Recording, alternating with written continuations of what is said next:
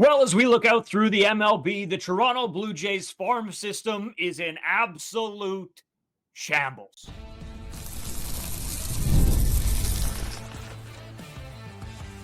You are Locked On Blue Jays, your daily Toronto Blue Jays podcast. Part of the Locked On Podcast Network, your team every day. Welcome back to Locked On Blue Jays. Thank you for making Locked On Blue Jays your first listen every day. We are free and available wherever you get your podcasts and on YouTube, part of the Locked On Podcast Network, your team every day.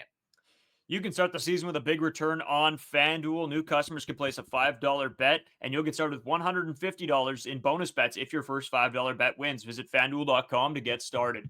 As always, I'm Braden Wasco. He's Carter First. You can find us on Twitter, Braden5Wasco. Carter First, too, as well on Instagram and TikTok at Locked On Blue Jays.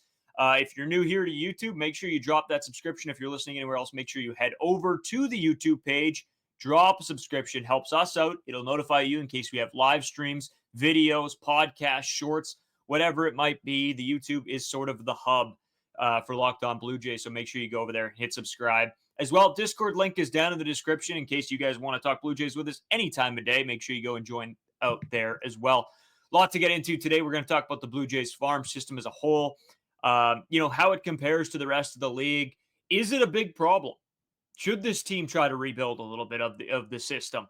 We'll get into Orelvis Martinez in his season in review, player performance. What can we expect from him in 2025? As well, me and Carter have each selected one player from the top 10 of our prospect system, and who we think has the most promise. We'll talk about that today. We'll do we'll round it out tomorrow in sort of, I guess, top 30 for prospects, wanting to talk a little bit about that since it is free agency. There's going to be a lot of signings. And as we've heard from the Juan Soto deal, that the farm system was one of his points of contention with all of these contracts. So, Carter, let's get it kicked off. Let's talk about the Blue Jays farm system as it is. As we know, it is ranked number 24 right now on MLB.com. It's not great, to say the least. Yeah, and Bleacher Report has them ranked at 27th, and that is the second worst in the entire AL. The only team that's worse than them is the New York Yankees. And the New York Yankees are much more prone to spending money than the Toronto Blue Jays are. The payrolls are relatively similar. But if you're looking at the Jays, you look at the Yankees, who's more likely to land the big free agent, it's definitely going to go to the New York Yankees. Just going over some of the top prospects in the system. Trey Savage obviously leads it off at number 1. You got Orelvis Martinez at 2, Jake Bloss at 3. The problem isn't necessarily with these top-end prospects. Like, you only have one of them in the top 100 prospects, which is a problem. But this prospect system is so thin, it is absolutely ridiculous. Once you get, honestly, lower than 5, is there really anyone that projects to be a quality starter, a quality hitter at the MLB level? There's definitely some contention for that. There's definitely a lot of debate for that. And I think a lot of these arguments are going to go to the latter, and they're going to say, no, the Toronto Blue Jays don't have that many prospects that have a ton of upside in this system. Just looking over the top 5, like you go to Cal Steven, who's number 6. He's projected to be a 4th or 5th starter at the MLB level. And that's your number 6 prospect in your system. Again, you need a 4th starter, you need a 5th starter. They're all pitching the same amount of games as your ace, as your second starter. But having your number 6 rated guy only as a high floor guy in your system isn't necessarily the greatest looking thing for your team, especially when you look at the draft and you look at the trade deadline. When you're getting about a third of these players in your top 30 prospects, that either means you had an unbelievable deadline, which they did. They had a pretty good deadline, but usually that means your prospect system before was not very good whatsoever. Yeah, Carter, just to go on top of some of the players that you've mentioned. I mean, of course, we've talked the crazy amount of time on Ricky Tiedemann, obviously coming off of Tommy John surgery, which probably means the Jays will be without 2 of their best preseason prospects in the second half, and injuries to pitchers. Also talking about Adam Mako and a couple other guys as well going down with injuries. So, yeah, the Blue Jays obviously don't have that great of a farm system. I don't think that's shocking to anybody. And we've heard you guys talk a ton about this as well. What's going on with the Blue Jays farm system? Why isn't it being talked about? Why isn't this a bigger issue? And for some teams, farm systems don't matter because they will spend a ton of money all the time, and they don't necessarily have to worry about developing their own guys. But for the Toronto Blue Jays, for the past couple of years, that has been what they've hung their hat on, producing guys like Bichette and Vladimir Guerrero Jr., along with what would have been hoped to be Kevin Biggio.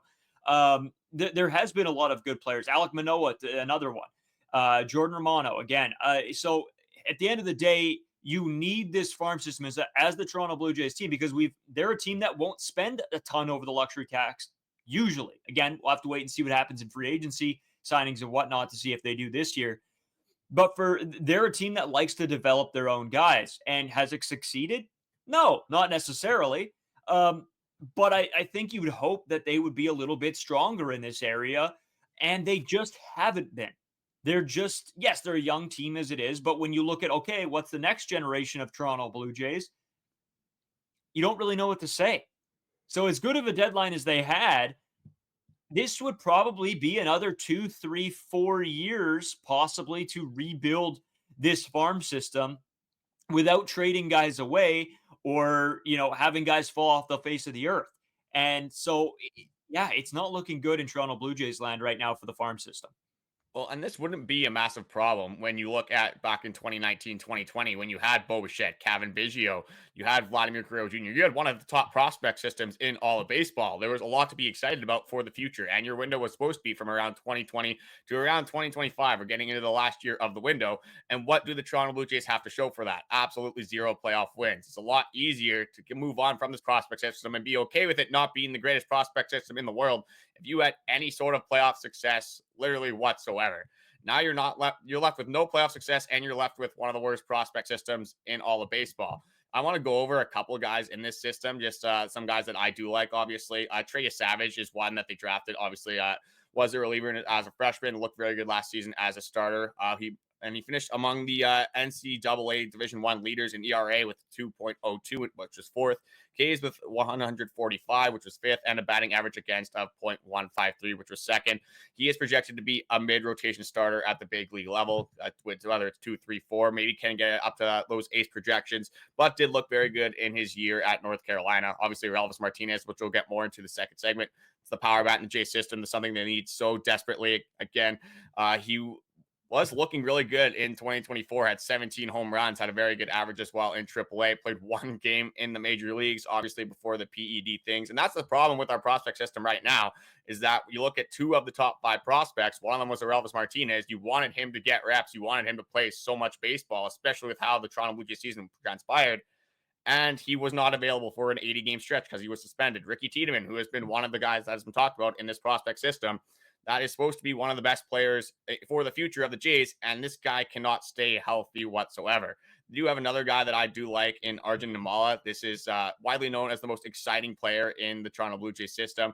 Another shortstop, so that'll be an interesting feat with Orelvis Martinez and Arjun. I think what would happen is Orelvis gets moved to third or second, and Arjun probably, as the more athletic player, would take that shortstop role. But again, this guy is 18 years old, not projected to go into the MLB until 2027. Still got to wait a little while for that.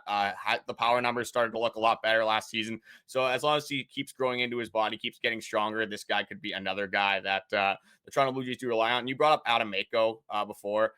This guy, I think, is number 8 on the Toronto Blue Jays prospect list. He's only been getting better as he's been getting older. He has a fastball to mid-90s, but a lot of analysts say that he does have another gear. His command took a massive step also in 2024, but like so many other players on this Toronto Blue Jays prospect list, he struggles with injuries. And what do we talk about with the Vladimir Guerrero trades? What do we talk about with trading some of our major league talent? Is that prospects are prospects. They're like lottery tickets. You don't know if they're going to work out. They could have the best prospect rating. They could have the best scouting report in the world. But as soon as you get to the major leagues, it's a whole new ballgame. It really is. And I always say this with pitchers. I think especially with pitchers, pitching prospects compared to your position players, pitchers are even more of a gamble than your position players, because your position players, can have those up and down seasons. As pitchers, it's really time to prove it as you're coming up through and to see what you can be. And then it's a whole nother ball game, as you talked about, as soon as you get into the majors. So it's like 4 different steps for some of these guys that they have to take. And if you're already having injury troubles as a young player, that puts a damper on your projections, what you can be. Are you going to be like a Ricky Tiedemann who just is made of glass, or can you bounce back? Those are all the questions that come around a lot of these guys, Carter. And you know what? I'm not so far down on the Blue Jays system as some fans are. I think there are, as you mentioned, a few of them, some good names within this list. The problem is you'd be hoping for some more. We see that the Toronto Blue Jays only have one player within the top 100 prospects, and that's not a good look for this organization. Yes, the Blue Jays have some decent guys who maybe could slot in, a bench role or some split time, whatever. But at the end of the day, that's not what you're looking for with these prospects. You're looking for guys who are going to be everyday MLBers that, hit for average, find the power, find their sort of niche in the game. And looking at this lineup, like I'm really high on Trey Savage. He's one of the guys that I cannot wait to see. I think he looks really good. I watched a little bit of his video coming out of last season. But other than that, Carter, there is a lot of question marks within this system, and that's a huge issue for the Toronto Blue Jays. Well, and there's two major problems with the Toronto Blue Jays prospect system. One is that when you look at the rest of the prospect system, you have the Rays. Again, this is from Bleacher Report, so you got to take it a little bit with a grain of salt again, because Bleacher Report isn't the most factual thing of all time. They don't have it exactly right. Everyone has a different perspective on these different teams' prospects, but they have the Tampa Bay Rays at 2. I love Carson Williams there. He's looking unbelievable. Xavier Isaac isn't going to be ready for 2025 necessarily unless he takes another big step. That's another guy that is rated high. Chandler Simpson, another guy. The Red Sox at 3, which we kind of went over. Roman Anthony, Marcelo Mayer, 2 guys that looked very good as well. The Orioles dropped to 23 with the Bleacher Report rankings, but that's a little bit misleading. Hunter Kierstead is already with the MLB team. Jackson Hall is with the MLB team, formerly rated the #1 prospect in all of baseball. Cade Povich, Colton Cowser was just a finalist in the AL Rookie of the Year. They have Gunnar Henderson, who's young. They have Adley Rutschman, who's young. They have a million players who are young. So they are set up very well for the future. Jays at 27, Yankees at 29. And the second problem is when you look at how thin this prospect system is, we're talking about trades a lot of this time in the offseason. We're talking about upgrading the team right now because Ross Atkins and company have said multiple times they want to compete for this 2025 season. When you have a ton of MLB fringe guys that haven't really proved it, they don't have a ton of upside, and they have safe floors. Teams are usually, when they look at the prospects, they're looking for upside. They're looking for guys that can change their franchise in the future. When you're looking at some of these players, do you want to move on from the top 5 prospects in the Toronto Blue Jays system when you already have a very thin system? And our team's going to be valuing anyone even outside the top 5 for anything if we want some major league talent in return? It's tough to believe that the Toronto Blue Jays are going to get a haul for any of these prospects in the system.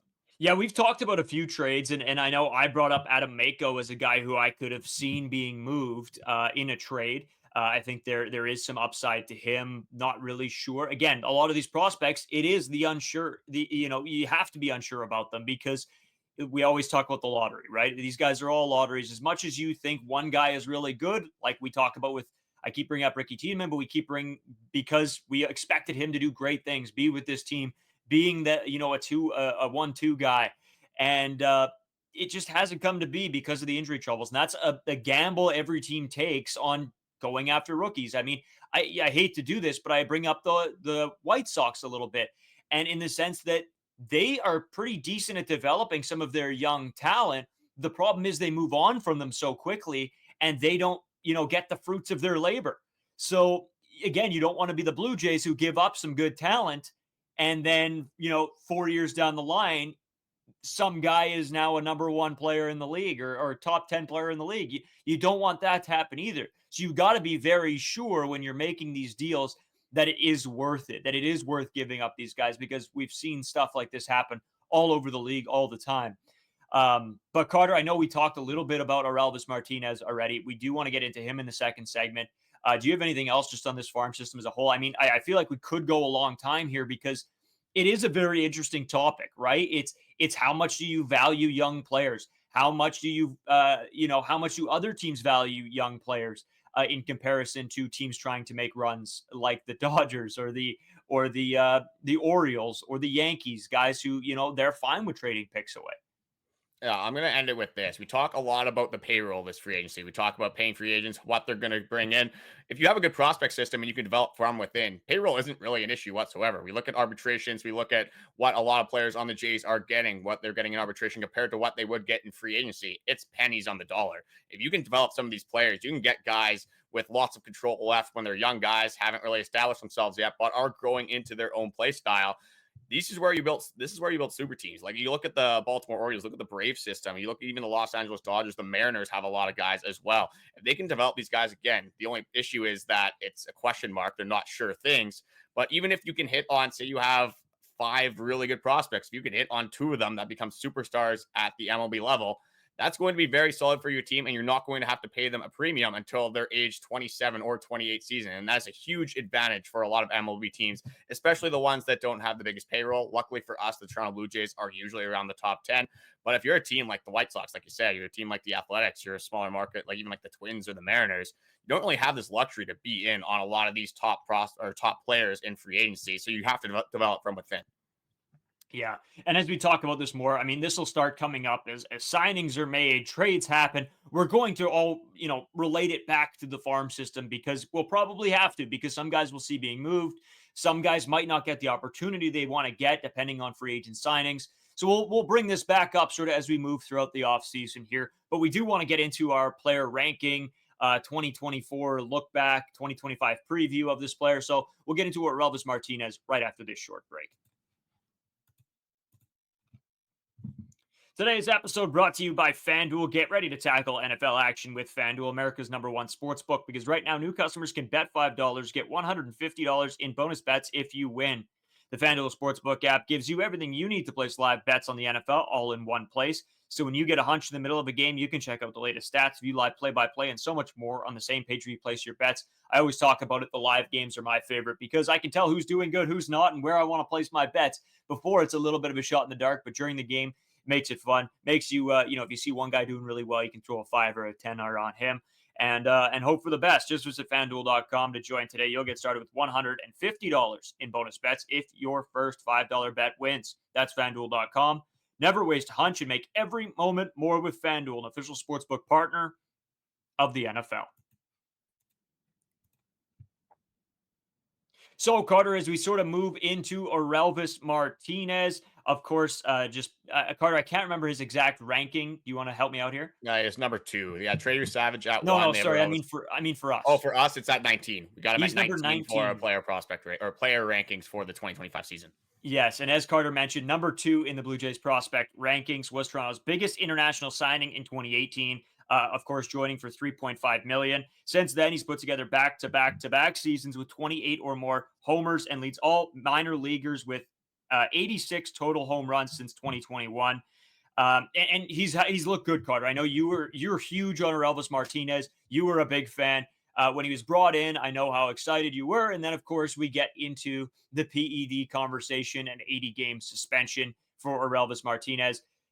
Sadly, only got to see, didn't get to see as much of Orelvis as necessarily we'd want to. But I think that's going to change moving into next year. Well, and he would have been on pace again for over 28 home runs, having 17 in 319 plate appearances. Obviously, those stats that you went over were from 2021 to 2023. Didn't get the full Orelvis Martinez experience, but hey, my spin zone is he hit 333 at the major league level. I don't care if it was one game. Did hit 333. That's the spin zone I have. And this is, again, a prospect that can hit for power. You can't hide. You can't falter a guy's power. You can't fake that whatsoever. It's either you have the power or you don't. And Orelvis Martinez is that guy. Like I said before, they compared him to Adrian Beltre. That's a huge comparison. Adrian Beltre, obviously a very good player for the Texas Rangers, looked unbelievable at third base. Orelvis Martinez could transition to that third base role. In 2024, again, didn't play the full season because got called up to the major leagues.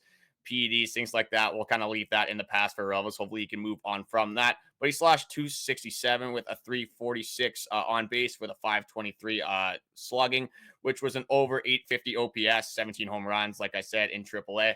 The defense is a little bit worrisome for Orelvis. Again, not the most athletic guy of all time. When you get to the major league level, again, it's going to be interesting to see what they do with Bichette in this scenario, because maybe that shortstop position will be open in 2026. 2025, though, your shortstop is Bichette. If Orelvis Martinez does get called up, probably battling with a guy like Will Wagner at second base. Again, free agency can happen, so we'll have to see if he does start with the major league team or if he does start in AAA. I think if the Blue Jays make even 2 moves, you probably start Orelvis Martinez in AAA. You kind of get his feet back under him again. Hopefully he is playing some baseball, because he did miss out on half the season of baseball in 2024, which was the worst case scenario possible for Toronto Blue Jays fans, and his own career as well. Would have had a little bit of service time under his belt. Obviously, even half year service time is a huge step for a lot of these players, especially the younger Toronto Blue Jays guys in the system. A guy that's very highly rated. I love how his power is going to translate from AAA to the major leagues. Again, his strikeout rate has continued to drop as he's gotten far closer and closer to the major league level. If he can increase that walk rate just a little bit and continue to have his bat to ball skills and show that power at the major league level, I have him as a prime candidate to start for the Toronto Blue Jays on opening day. Carter, I like Orelvis Martinez. The defense does scare me, and that's why I think you sort of brought it up about either battling with Will Wagner for second base. I actually like him at third base personally. I think he's got a plus arm. Yes, his foot speed, his quick those like quick reaction plays aren't necessarily there for the shortstop being able to get to some balls that maybe other guys would be able to get to. But his arm is great, and I think that him at third base would be probably ideal for this Toronto Blue Jays team moving forward with. Of course, we'll have to wait and see what happens at free agency if they make a signing that, has a position player there. But if not, Orelvis Martinez could be a third base candidate, barring to see what happens with Ernie Clement this season. So you can look for him there. Will Wagner, two guys I think that will probably for sure see both of them at some point in 2025. Injuries, signings, not signings, whatever you want to say, we should see a little bit of both of them. So keep your eye out for those two guys. But yeah, Carter, I like Orelvis Martinez. I like what he can bring to the table in the batter's box. It's the defensive side of the game that a little bit scares me. But in the same perspective, we always talk about it. If you can bring the bat, get on the team, because this team needs some help. Well, and he's projected to be a middle of the order batter. And when you look at the Toronto Blue Jays, we talk about home runs all the time on this team. How many home runs did the Toronto Blue Jays hit in 2024? You have Vladimir Guerrero Jr. at 30, and you have nobody else even at 20. Orelvis Martinez in about half a season hit 17 home runs. Again, that's in AAA. It's not the major leagues. Pitching is a lot better in the major leagues. But like I said, you can't fake the raw power. You look at the Rogers Center, not the biggest ballpark of all time. A fairly hitter-friendly park, you could say. Again, it's not the craziest thing. It's not the Colorado Rockies Stadium necessarily. It's not Coors Field. But I would say that for Orelvis Martinez, especially as a right-handed hitter, would definitely help him out playing for the Blue Jays in that sense. And then you have a lineup, again, Vladimir Guerrero Jr., that uncertainty is obviously there. You got to assume that they are making some signings. I think if they make 2 or 3 signings, like I said, you probably start Orelvis in AAA. But the more and more we get into this free agency, the more and more we're seeing reports of the Toronto Blue Jays. I'm feeling like they're going to make maybe one major signing, and then they're going to kind of leave it as a free-for-all. Again, they're going to run it back like they have done it traditionally, and it's going to be the Will Wagner's battling. It's going to be, like you said, the Ernie Clement's battling, the Orelvis Martinez is battling. And if we're just going on sheer upside, I think Orelvis Martinez does clear both of those guys. Yeah, and you know how I feel about Will Wagner. I was going to bring up him in my top 10, but we've sort of talked about him a little bit as of late. I'm super, super high on Will Wagner. I think he's a great second base guy, and if I had my choice, that's where he would be this season, barring any free agent moves. Again, like I said, I hope that it's not an Orelvis or Will Wagner battle. I hope that it would, if it does come down to it, it's a second and third base sort of option with Bichette obviously at short and Vladdy at 1. But we'll have to wait and see. I still don't. I haven't seen the proof yet with Orelvis Martinez, where I have seen not a ton more, but a little bit more from Will Wagner in a little bit, bigger sample, a slightly bigger sample size anyway. So we'll have to wait and see. I want to see what he can do at the MLB level, because again, you can do all you want in AAA, and it's not proven to me a whole lot until you get to the majors and step up and make a little bit of a difference here on this MLB roster. So, but in saying that, Carter, do you have anything else you want to add to Orelvis Martinez? I guess there's 2 things. One will be our player grade, which we'll get to after. But the second thing is, from what we've seen recently in the Toronto Blue Jays systems, is the Nathan Lucases, the Spencer Horwitzes, the Davis Schneiders, the Ernie Clements. These guys are doing it in AAA, and they're coming up to the major leagues, and it's translating right away. That's usually not the traditional way things are happening, but for the Toronto Blue Jays, they've had a lot of success like that. Nathan Lucas was sitting at about 290 in AAA, came back from injury again last season, hit 300 in the majors. Spencer Horwitz started out, was hitting doubles, getting on base, had the most walks on the AAA team in a short time there. Obviously, by the end of the season, he didn't because he was playing with the Jays, but that translated very well as well. Davis Schneider obviously was hitting home runs in 2023. He comes up to Toronto Blue Jays and starts setting records. Am I saying Orelvis Martinez is going to do that? Definitely not, but that is something that we could look for. Hopefully, that is a pattern that the Toronto Blue Jays do have with a guy like Orelvis Martinez. But just our player grades, I'm quickly going to give mine, then I'll let you respond to kind of what I said there. Based off expectation, I mean, he played one game at the major league level. I wanted him to play more. I think we would have had a lot more answered questions if Orelvis Martinez actually would have played some of the 80 games that he might have, he would have, if he didn't get suspended. So I don't have enough here to really make a grade on him. So I'm just going to put him at a C. I'm going to put him just kind of at met expectations. I guess I'll go C minus just because I wanted to see him more at the major league level. Didn't see that. C minus. I still like Orelvis Martinez a lot, but obviously definitely sucks that he got suspended. Yeah. So going back to your point a little bit, just before I get into, my grade a little bit here. And, I guess I'll hop into that first. I guess my grade for him is a D, just because I don't know at this point within major league sports how you get caught with PDs. Not just caught, but why in the world you're doing anything, how this happens. I think that there had to have been more precaution. This would have been a great opportunity for him.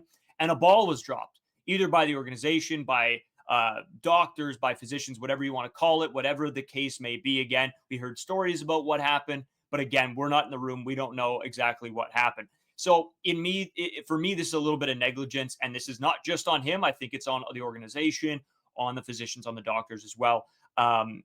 But of course, it was lower than expectations because we expected him to be playing and doing something for this team, and it just didn't happen that way, which is just too bad. Sorry, Carter. I know you said something in the beginning that I wanted to respond to. What were you saying before you gave the grade? The transition is how like Spencer Horwitz, Nathan Lucas, those guys have translated to the MLB. Perfect. Yeah, that's exactly what I wanted to get into just a little bit as well. I think the problem with the transitions is that they start out amazingly. We're seeing it translate, but then you get a little bit further into the season when these pitchers start to get a report on these guys and they're not able to bounce back as well. They're sort of shut down a little bit outside, I guess, of Ernie Clement. When he came up, he did really well. Nathan Lucas did well as well. David Schneider sort of got humbled a little bit. We didn't see enough of Will Wagner for pitchers really to get a good report on him. So I'm not completely convinced on that yet. I do hope Orelvis gets the opportunity this season to sort of prove it, but we'll have to wait and see. Carter, I know we still want to get into our top or one of our picks from the top 10 prospects for this team. We're going to take a quick break, and we'll be right back with all that.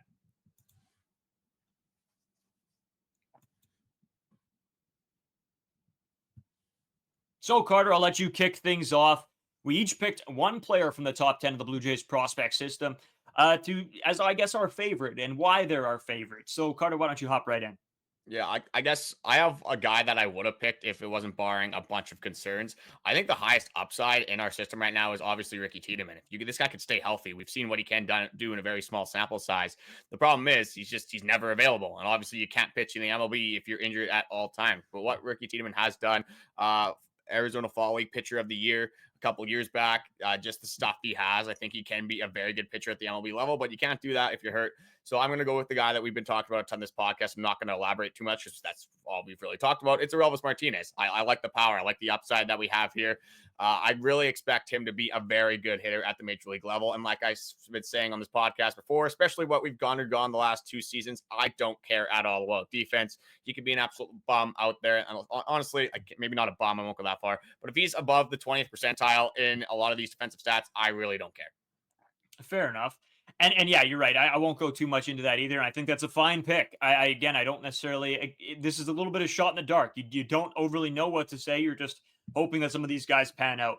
For me, Carter, I had to go. I usually don't like to go pitchers because I sort of said this earlier, is that the fact that I think pitchers are a little bit more risky. And you see what happens with guys like Ricky Tiedemann. But in saying that, I was so pumped up for the Jake Bloss trade, obviously coming over from the Yusei Kikuchi deal. I absolutely love what I'm seeing from him. So Bloss was throwing about 92 to 94, which a fastball peaks at around 97. Worked on his curveball actually a little bit. It was sitting in the low 70s, sort of with a more hang time break. And he sort of solidified that a little bit more, brought the velo up with that curveball and having it break a little sharper as of late. Carter, I know last season when he did some pitching for the Houston Astros as well. So again, this is a guy that I'm really excited for. I think he can come in and make a difference, if not next year, the year after. I think the timeline's a little bit gray just because we don't know what's going on with the starting rotation / bullpen with this 2025 team. But if I had to pick one guy, I think just the excitement that the trade deadline made around him, obviously how upset the Houston Astros fans were for losing a guy like this. He's a guy that I'm really, really excited for and see what he can bring to this franchise. Well, initially when the trade came out, it was supposed to be a 1-for-1. It was supposed to be Jake Bloss for Yusei Kikuchi. So it should say right there how much a lot of other teams and just fans around the MLB value Jake Bloss. Yeah, he's a guy that, again, you kind of talked about the 25 timeline.